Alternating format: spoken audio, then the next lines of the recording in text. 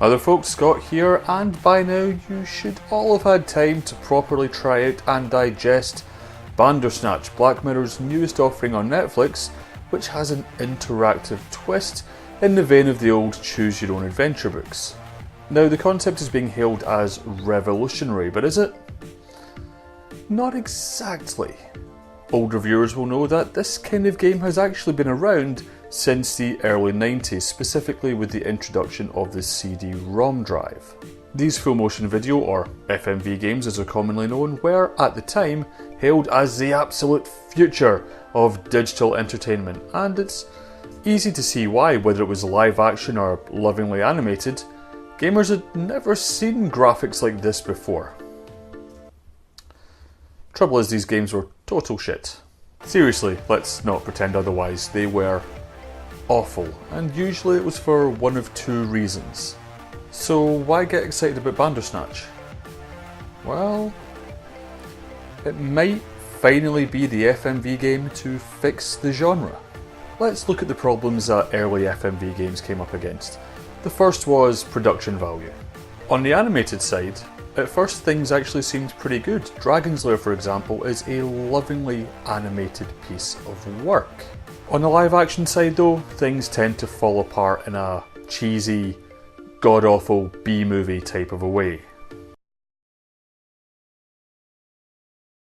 The other problem, of course, is whether it was live action or animated, the actual footage quality tended to be really bad, even compared to TV or videos of the time.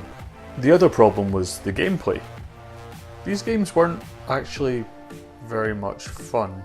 For a lot of games, such as Dragon's Lair, gameplay boiled down to pressing a button when you were told to press a button. The whole game essentially became a series of QuickTime events, which of course everyone loves. Other games like Night Trap gave you a horribly convoluted control system that you could actually never work out, and therefore you were forced to watch horrible events unfolding, and of course nowadays we have the news for that. So what does Bandersnatch do to solve these problems? Well, first of all, it's well filmed, well scripted and well acted. It is a compelling piece of fiction. More interestingly, in terms of what you would call gameplay, it simply gives you A, B choices and 10 seconds to decide. This might not sound thrilling, but it allows the narrative to branch out and it allows your choices to matter. Also, the simple A-B nature of the choice means it's accessible and easy to understand. Anyone can play it. Now, as it goes on, it becomes a lot more complex and intricate, and I don't want to give away spoilers, but this might be the first time I've ever seen an FMV game really seamlessly work.